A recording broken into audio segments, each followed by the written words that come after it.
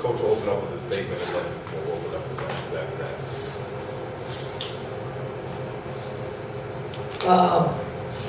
Thought they were better, tougher. I thought they imposed their will for the majority of the game. I was disappointed in our toughness.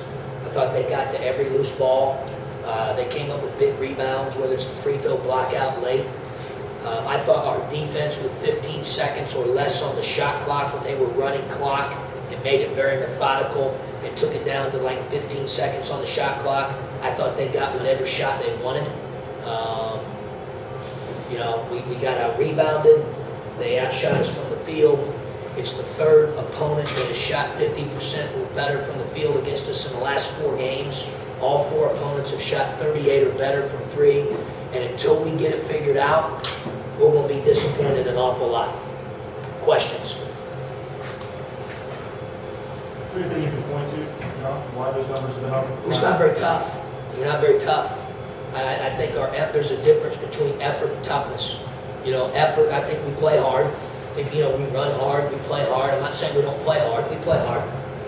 But there's a toughness that you have to have in this league to close out possessions, close out games, that nastiness that I thought they had tonight that we did not have. And they deserve all the credit for that. The offensive reward on this free throw after the week. Unacceptable. Example of that. Unacceptable. Seems like every time you guys were building momentum, making a run at it, turnovers would plague out the offense. Like about how frustrating it seemed. Yeah, we didn't take care of the ball. I mean, we were awful taking care of the ball. We had 9 each half. I thought their zone was very active. They did a good job playing it. But there early, I thought some of our guys looked like they'd never played against a 2-3 zone before. And that's my fault. Obviously, I didn't have it prepared. We got to get a lot tougher. I think the whole thing, I'm trying to make it overly simplistic, but it comes back to toughness and imposing your will. And I didn't think we did a very good job of that tonight. Any correlation with the 3-point struggles the last 2 games, 4-20 tonight, 3-26 the other night, just different circumstances, at least in that regard? Yeah, I don't know, Jason. I have to look at the film. I mean, I thought we got pretty good shots if we didn't turn it over. 18 turnovers was, 9 each half. I thought that really paralyzed us. It hurt us a little bit. I thought we missed some good ones. I thought some of them were at the end of the clock when they had played their zone well, and we just, maybe they're a little bit challenged or a little bit forced, but, all in all, I thought it was feast or famine for us on offense tonight. Either we got a great shot or we turned it. And that's playing Russian roulette. You can't do that in this league. How do you become tougher as a team?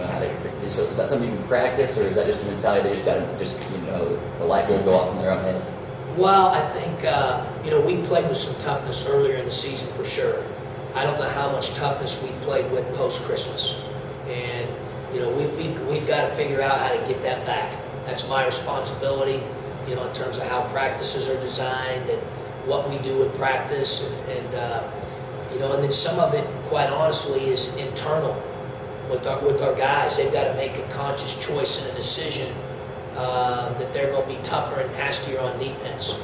I mean, I'm just not buying it. I mean, I look at our field goal percentage numbers against Louisville and Northern Iowa and Marshall, and I'm just not buying it with our guys right now. We've got to get that. We got to get that back. Like I said, if we don't, I mean, you let teams shoot 50% from the field every night you play in this league and 50 plus from 3. Like I said, you're going to be disappointed an awful lot. And so we better figure that out real fast. Talking to the guys at practice throughout the week, they said that the biggest thing they wanted to work on or coming into mag play was defense. That's like a defensive first mentality. So how frustrating is it when even though your team's keyed on it? Very. I'll be honest with you, we played like we practiced. That's my fault. I probably should have brought him back a couple nights, and I didn't, trying to keep him fresh, and that's my fault. We didn't practice very well.